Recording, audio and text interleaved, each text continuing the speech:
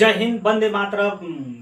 चलिए दोस्तों, हम लोग फिर से स्टार्ट करते हैं जो कि ट्रांसफार्मर के एमसीक्यू को सॉल्व कर रहे हैं। अभी तक हम लोग ने 295 क्वेश्चन को सॉल्व कर चुके हैं। अगर इससे पहले के क्वेश्चन आप नहीं देखेंगे तो उसको देखिए। चलिए हम लोग स्टार्ट करते हैं। क्वेश्चन नंबर स्टार्ट करेंगे 296 से। अब हम लोग जो 15 क्वेश्चन का सीरीज चला रहे हैं यूथ कंपटीशन के बुक से, आप उसको जरूर से देखिए क्योंकि बहुत इंपॉर्टेंट है आपके आने वाले एग्जाम के लिए, काफी इंपॉर्टेंट है। ठीक है, चलिए स्टार्ट करते हैं। 296 नंबर क्वेश्चन को पढ़िए।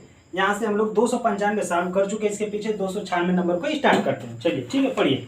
296 नंबर क्या दिया है कि ट्रांसफार्मर कपलिंग का सबसे वांछित फीचर क्या है। जो जब भी ट्रांसफार्मर की जो हम कपलिंग करते हैं तो उसके लिए वांछित फिगर पूछ रहा है कि क्या है वांछित, यानी ट्रांसफार्मर कपलिंग की बात कर रहा है। ट्रांसफार्मर कपलिंग, देखिए कपलिंग, ट्रांसफार्मर कपलिंग प्रयोग कहाँ करते हैं हम लोग, जहाँ पे होता है एम्पलीफायर होता है। जैसे पावर एम्पलीफायर में हम लोग प्रयोग करते हैं। पावर एम्पलीफायर में प्रयोग करते हैं किसका, ये वाला का, ट्रांसफार्मर कपलिंग का। ठीक है, ट्रांसफार्मर कपलिंग का प्रयोग कहाँ करते हैं, पावर एम्पलीफायर में करते हैं। ऑप्शन आपसे क्या दिया कि ट्रांसफार्मर कपलिंग का सबसे वांछित फीचर क्या होता है, ये पूछ रहा है। ऑप्शन ए दिया अलग अलग स्टेजों पर मैचिंग इंपेडेंस देने के लिए। बी दिया कि चौड़ी आवृत्ति सीमा हो जाती है। सी दिया कि उच्च धारा वृद्धि करने, तो धारा को बढ़ाने के लिए तो नहीं कर सकते। उपयुक्त दिया है कि में से कोई नहीं। तो यहाँ से पावर एम्पलीफायर में तो इसका प्रयोग करते हैं, तो जो हम लोग रेडियो ऑपरेटर यूज करते हैं उसमें देखेंगे ट्रांसफार्मर कंपनी का सबसे अच्छा गुण जो होता है, फ्रीक्वेंसी की रेंज क्या होती है, बढ़ जाती है। यानी फ्रीक्वेंसी की आवृत्ति बढ़ाने के लिए हम लोग कर सकते हैं कि जो पावर एम्पलीफाई में करेंगे पावर को बढ़ाने के लिए, यानी फ्रीक्वेंसी की आवृत्ति को बढ़ाने के लिए करते हैं। तो 296 का जो राइट ऑप्शन हो जाएगा वो क्या हो जाएगा, 296 का हो जाएगा बी हो जाएगा कि फ्रीक्वेंसी के रेंज को बढ़ाने के, यानी फ्रीक्वेंसी चौड़ी आवृत्ति सीमा करने के लिए प्रयोग करते हैं। चलिए 297 नंबर पढ़िए। कहा कि चलनशील अवयव वाली कुछ मशीनें में लिमिट स्विच क्यों लगाए जाते हैं। यानी चलनशील कोई भी चलने वाली मशीन होती है तो उसमें हम लोग लिमिट स्विच क्यों लगाते हैं। तो लिमिट स्विच लगाने का रीजन क्या होता है कि चलनशील अवयव वाली तत्व में मशीनों में लिमिट स्विच लगाने की तत्व का रीजन क्या है। ए ऑप्शन दिया है मशीन की दक्षता बढ़ाने के लिए हम लोग ऐसा करते हैं। बी दिया कि मशीन की शक्ति की खपत को बीमावद्ध करने के लिए करते हैं। सी दिया कि मशीन में एक लघुत्तम दक्षता सुनिश्चित करने के लिए करते हैं। डी दिया कि इसमें एक सुरक्षा भीतर गति नियंत्रण करने के लिए करते हैं। तो यहाँ पर जो सी ऑप्शन दिया कि मशीन की एक लघुत्तम दक्षता सुनिश्चित करने के लिए करते हैं। यानी जब भी हम लोग मशीन में एक लिमिट स्विच लगा लेते हैं तो उसको हम लोग क्या कर लेते हैं, लिमिट कर लेते हैं। जैसे आप देखे होंगे स्टेबलाइजर में क्या होता है, एक लिमिट स्विच लगता है। स्विच नहीं कर सकते, उसमें एक रेंज सेलेक्टर की तरह से रहता है। तो जब उसमें रेंज सेलेक्टर के रहता है तो हम लोग वोल्टेज को बढ़ाते हैं घटाते हैं। तो एक क्या कर रहा है, एक स्विच की तरह से कर रहा है, वो लिमिट कर रहा है। तो यही कर रहा है कि मशीन से क्या होती है, उसकी लघुत्तम दक्षता यानी सुनिश्चित करने के लिए कर सकते हैं। उससे अगर हम लोग क्या कर सकते हैं, उसकी दक्षता बढ़ा सकते हैं। अगर एकाएक जोड़ देंगे तो उसकी दक्षता कभी मशीन की क्या हो सकती है, ज़्यादा खराब भी हो सकता है। ठीक है, इसलिए हम लोग इसका प्रयोग करते हैं। तो 297 का जो सी ऑप्शन होगा वो बिल्कुल राइट हो जाएगा। ठीक है, क्वेश्चन नंबर 298 पढ़िए। 298 दिया है कि रेलवे ट्रैक बाइंडिंग प्रदान करता है। तो रेलवे ट्रैक में जो बाइंडिंग प्रदान करते हैं उसमें कौन सा बाइंडिंग यूज करते हैं, रेलवे ट्रैक की बात कर रहा है। 298 रेल ट्रैक बाइंडिंग में प्रदान करता है। ऑप्शन ए दिया है कि अर्थ और भूमि दोष के विरुद्ध संरक्षण। बी दिया है कि प्रतिमान धारा के लिए निम्न प्रतिरोध पथ, जो बी सी दिया ऑप्शन केवल बी। अब डी ऑप्शन दिया है कि ए और बी दोनों। तो देखिए अर्थ और भूमि दोष जो रेलवे ट्रैक्शन में हम लोग यूज जो करते हैं, रेलवे ट्रैक्शन में जो यूज करते हैं वो कितना तक यूज करते हैं, 25 kVA तक यूज करते हैं। 25 kVA तक यूज करते हैं। उसमें भी जो लाइट होती है यानी ट्रेन की जो पटरी होती है उससे हम लोग उसका क्या कर लेते हैं, न्यूट्रल कर लेते हैं। यानी एक फेज तो उससे ले लेते हैं, एक फेज ऊपर वाले से ले लेते हैं। तो दोनों तरह से हो गया। जो ट्रेन की ऊपर वाली पटरी आप देखेंगे उससे एक हो गया, एक जो रेल की पटरी नीचे से वाली होती है उससे ले लेते हैं। ठीक है, तो 25 kVA तक हम लोग यूज करते हैं। अब ये कर रहा है ऑप्शन में क्या बोला आपसे, 297 नंबर में करा है मशीन की 298 नंबर की रेलवे ट्रैक है। ठीक है, 298 नंबर का रेलवे ट्रैक की बात करा कि अर्थ और भूमि दोष के विरुद्ध संरक्षण। तो बिल्कुल सही है कि जो रेलवे का जो ट्रैक होता है उससे अर्थ फाट की सुरक्षा करता है। बी दिया प्रतिमान धारा के लिए निम्न प्रतिरोध पथ प्रदान करता है। तो ये भी सही है कि जो उसमें निम्न पथ प्रदान करता है, यानी प्रतिमान धारा के लिए जो क्या है प्रतिरोध भी कम करता है। इस क्वेश्चन के ऑप्शन के अकॉर्डिंग हम लोग सॉल्व करेंगे तो क्या हो जाएगा, ए और बी दोनों हो जाएगा, जो डी ऑप्शन होगा वो बिल्कुल राइट हो जाएगा। ठीक है, डी ऑप्शन क्या होगा, राइट हो जाएगा। तो रेलवे के ट्रैक का जो रिटर्न पाथ करने के लिए ही हम लोग जो रेलवे का ट्रैक वाला नीचे वाला सिस्टम होता है उसका प्रयोग कर लेते हैं। यहाँ पे जो अगर सप्लाई की बात करते हैं तो 25 kVA तक हम लोग करते हैं, 25 kVA तक करते हैं, कितना तक, 25 kVA तक एसी सप्लाई यूज करते हैं। ठीक है, वहाँ पर डीसी नहीं यूज करते हैं। चलिए क्वेश्चन नंबर पढ़िए 300 नंबर के, 300 नंबर क्वेश्चन को पढ़िए और उसको सॉल्व करिए। क्वेश्चन नंबर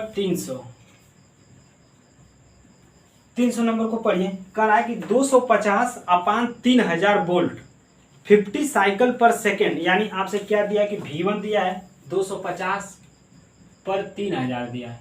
ठीक है, 3000 दिया है, 50 आगे आपसे फ्रीक्वेंसी दे रखा है। जो डाटा दिया रहता है सबसे पहले लिखिए, साइकिल पर सेकेंड लिखा है यानी फ्रीक्वेंसी लिखा है। ठीक है, कह रहा है टाइट कोर के लिए प्रति चक्र प्रेरित विद्युत वाहक बल 10 वोल्ट है। प्रति चक्र पूछा है, प्रति चक्र वोल्टेज दिया है, प्रति चक्र वोल्टेज, प्रति चक्र वोल्टेज कितना दिया है, 10 वोल्ट दिया है। प्रति चक्र वोल्टेज 10 वोल्ट है। प्राथमिक और द्वितीय कुंडली में चक्रों की संख्या क्या होगी क्रमशः, यानी प्राइमरी साइड में सेकेंडरी साइड में उसकी फेरों की संख्या क्या होगी ये आपको बताना है। ठीक है, तो देखिए प्रति चक्र वोल्टेज दिया है कि एक वोल्टेज में कितना होता है, प्रति चक्र वोल्टेज की बात कर रहा है।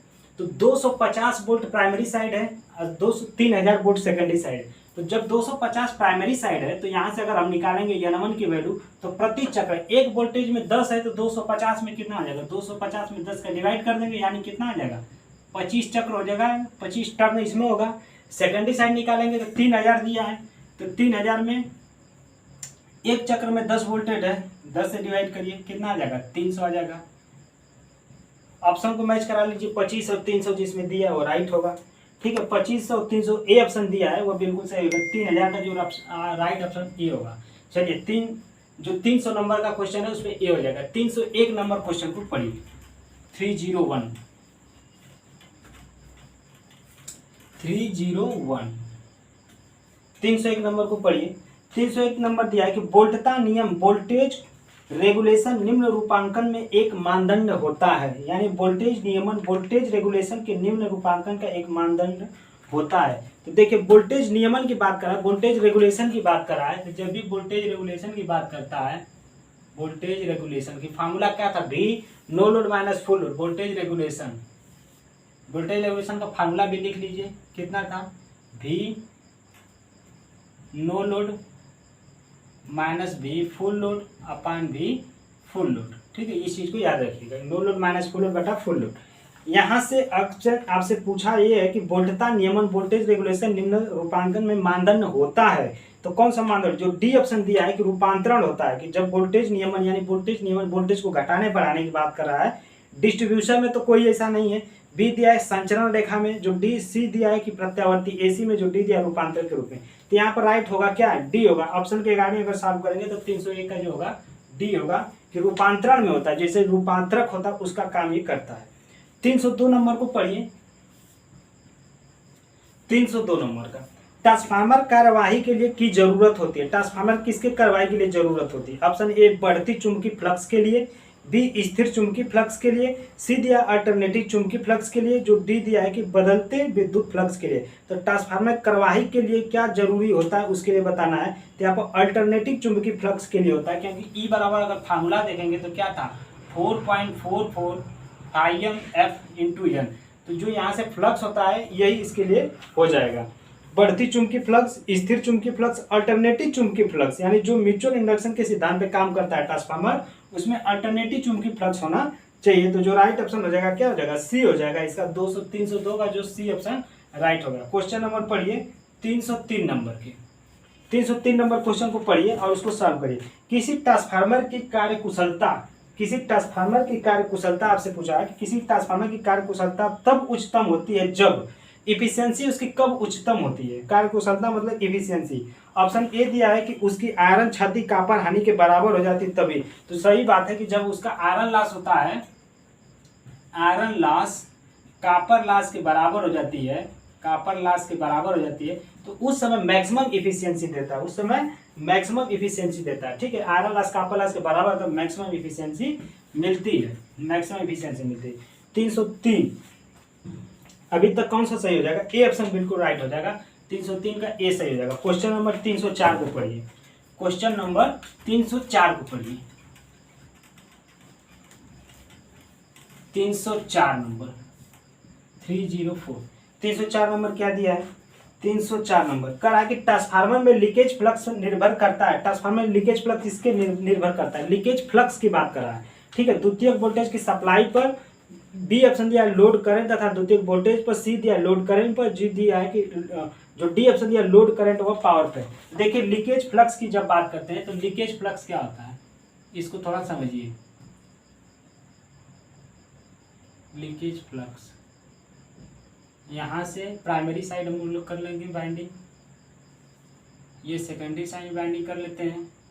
प्राइमरी साइड सेकेंडरी साइड यानी इधर N2 इधर N1। फ्लक्स इसी में चलता है, फ्लक्स इसी को कट करता है यहाँ से। तो इस साइड में जो फ्लक्स होता है उसको हम कहेंगे φ1। इस साइड में जो बाइंडिंग में दो सेकेंडरी साइड होगा उसको बोलेंगे φ2, यानी इसको हम लोग कर लेते हैं P1 प्राइमरी साइड, इसको φs यानी सेकेंडरी साइड। तो जो ये प्राइमरी साइड सेकेंडरी साइड होती है, इसी से जो थोड़ा सा बाहर चला जाता है फ्लक्स उसको बोलते हैं लिंकेज फ्लक्स। लिंकेज फ्लक्स, तो लिंकेज फ्लक्स प्राइमरी साइड होता है सेकेंडरी साइड, लेकिन जो इसके अंदर चलता है उसको बोलते हैं यूजफुल फ्लक्स। यूजफुल फ्लक्स, ठीक है। तो यहाँ से यूजफुल फ्लक्स क्या होता है? यूजफुल फ्लक्स पूरा जो हम लोग यूज कर रहे हैं। लिंकेज वो होता है जो बाहर से थोड़ा सा लिंक करके निकल जाता है, ये लिंकेज फ्लक्स हो गया। तो ऑप्शन आपसे क्या दिया है कि ट्रांसफार्मर में लीकेज फ्लक्स निर्भर करता है। लीकेज फ्लक्स किस पे निर्भर करता है? ऑप्शन ए दिया द्वितीयक वोल्टेज की सप्लाई पे। ऑप्शन सी को पढ़िए लोड करंट पे निर्भर करता है। वो किस पे निर्भर करता है? लोड करंट पे निर्भर करेगा। यहाँ से इसके सप्लाई से कोई रिलेटेड नहीं है, न तो इसके लोड करंट और द्वितीयक वोल्टेज से रिलेटेड है। ये बिल्कुल रिलेटेड है किससे? लोड करंट से, कि जैसे इसमें करंट बढ़ाते घटाते उस तरह से लिंकेज फ्लक्स घटता बढ़ता है। तो 304 का जो क्वेश्चन नंबर होगा इसका राइट ऑप्शन हो जाएगा सी। क्वेश्चन नंबर 305 को पढ़िए। 305 पढ़िए। किसी ट्रांसफार्मर का कोर, क्वेश्चन नंबर 305 को पढ़िए। 305 कहते हैं 305। किसी ट्रांसफार्मर का कोर डॉट डॉट के लिए लेमिनेट किया जाता है। तो लेमिनेट करते हैं किस लिए करते हैं? जब लेमिनेट करते हैं तो एडी करंट लॉसेस को कम करने के लिए करते हैं। किसको कम करने के लिए? एडी करंट लॉसेस को कम करने के लिए। ए ऑप्शन दिया है चुंबकीय सर्किट को रिलेक्टेंस को कम करने के लिए। बी दिया है कार्य कुशलता को बढ़ाने के लिए। जो सी दिया है कि कॉपर क्षति को कम करने के लिए। जो डी ऑप्शन दिया है आयरन क्षति को कम करने के लिए। तो देखिए जब हम लेमिनेट करते हैं, लेमिनेट की बात करेंगे, लेमिनेट करते हैं तो ईडी करंट लॉसेस को कम करते हैं, यानी ईडी करंट लॉसेस को कम करते हैं। तो ईडी करंट तो कोई दिया नहीं है, तो यहाँ पे दिया एक आयरन लॉस, क्योंकि आयरन लॉस या कोर लॉस इसी का नाम है। इसी का एक नाम और बताइए, मैग्नेटाइजिंग लॉस। मैग्नेटाइजिंग लॉस इसी का नाम है। और यही दो प्रकार का था, कौन सा? ईडी करंट और हिस्टेसिस। तो जब ये दोनों नाम ना दे के आपसे ये दे दिए तो क्या दिक्कत है? इसमें कोई प्रॉब्लम नहीं है। लेमिनेशन जो लेमिनेट करते हैं एडी करंट लॉसेस को कम करने, तो यहाँ पर राइट ऑप्शन क्या हो जाएगा? आयरन क्षति को कम करने के लिए जो डी ऑप्शन हो जाएगा वो बिल्कुल सही हो जाएगा। ठीक है, चलिए क्वेश्चन नंबर 306 को पढ़िए। 306 को पढ़िए। आपको क्वेश्चन जो दिख रहा है 306 नंबर, 306 नंबर क्वेश्चन को पढ़िए। कह रहा है ट्रांसफार्मर में प्राथमिक व द्वितीयक वाइंडिंग के प्रति चक्कर वोल्टेज होगा। प्राथमिक व द्वितीयक वोल्टेज के बीच में चक्कर वोल्टेज होगा। प्राथमिक व द्वितीयक वाइंडिंग में प्रति चक्कर वोल्टेज होगा। ट्रांसफार्मर के चक्कर के अनुपात पर निर्भर करेगा। बी दिया कि ट्रांसफार्मर में वोल्टेज साइड पर निर्भर करेगा। जो सी ऑप्शन दिया कि हमेशा भिन्न पर निर्भर करेगा। जो डी ऑप्शन दिया कि सामान्य मूल्य क्या होता है। तो ट्रांसफार्मर में प्राथमिक व द्वितीयक वाइंडिंग में प्रति चक्कर वोल्टेज किस पे निर्भर करेगा? ट्रांसफार्मर के प्रति चक्र अनुपात, यहाँ से भी नहीं है। बी वोल्टेज साइड पे। सी दिया हमेशा भिन्न पे, इसका कोई लेना देना नहीं। तो डी हो जाएगा सामान्य मूल्य का जो दिया है। यहाँ से 306 नंबर का थोड़ा सा कुछ अलग टाइप लग रहा है, उसको आप देखिएगा, कमेंट करके भी हमें बताइए। ठीक है, तो यहाँ से लग रहा है राइट ऑप्शन क्या होना चाहिए? डी होना चाहिए, कि सामान्य मूल्य पर उसके डिपेंड करना चाहिए। चलिए 307 नंबर, आप इसको बताइएगा हमको, ठीक है, कमेंट बॉक्स में 306 का क्या होना चाहिए। चलिए क्वेश्चन नंबर आइए 307 नंबर। क्योंकि अभी तक 300 जो क्वेश्चन हम लोग सॉल्व किए हैं, तो 1 2 4 क्वेश्चन ऐसे होते हैं जो आपको थोड़ा सा लगेंगे अलग, टॉपिक से ही अलग लगेंगे, विदाउट टाइप का लगेगा। तो इसका कोई ये नहीं है कि नहीं है इसका बिल्कुल राइट कौन सा होगा। 1 2 क्वेश्चन वैसा बनाया ही जाता है, एग्जामिनर बना के देते ही है। चलिए क्वेश्चन नंबर 307 को पढ़िए। 307 क्या दिया कि ट्रांसफार्मर में प्राथमिक व द्वितीयक पक्षों में निम्नलिखित में से क्या स्थिर रहता है? प्राथमिक का फ्लक्स में क्या स्थिर रहता है? फ्लक्स व वोल्टेज। तो स्थिर रहने के लिए क्या होता है, उसमें आपको ट्रांसफार्मर पता है कि जो फिक्स रहता है यानी कांस्टेंट क्या रहता है, कांस्टेंट की बात करेंगे तो क्या रहता है कांस्टेंट में, पावर कांस्टेंट होती है, फ्रीक्वेंसी कांस्टेंट होती है, क्या होता है पावर और फ्रीक्वेंसी दोनों कांस्टेंट होती है। तो यहाँ पर राइट ऑप्शन हो जाएगा सी ऑप्शन हो जाएगा, 307 का जो सी होगा वो बिल्कुल राइट हो जाएगा कि यहाँ पर फ्रीक्वेंसी कांस्टेंट होती है। क्वेश्चन नंबर 308 को पढ़िए, 308 को पढ़िए। करा एक 25 kVA सिंगल फेज ट्रांसफार्मर प्राथमिक चर पर दिया है, यानी पावर आपको दिया है, कितना दिया है, पावर दिया है कितना 25 kVA, ठीक है, पावर दे रखा है। करा प्राथमिक पर 250 चक्कर, यानी N1 की वैल्यू दिया कितना 250 चक्कर, द्वितीयक पर 40 चक्कर, N2 की वैल्यू दिया कितना 250, N2 की वैल्यू दिया 40 चक्कर, 40 चक्कर, ठीक है।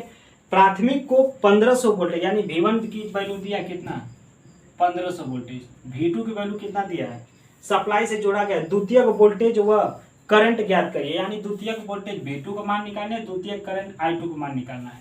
तो इस चीज को पहले आप सॉल्व करिए, इसके बाद आप बताइए। तो यहाँ से हम लोग करते क्या है कि यहाँ से दो चीज V1 V2, यहाँ से V2 ज्ञात कर लेते हैं, V2 ज्ञात कर लेंगे तो N2 पता चल जाएगा।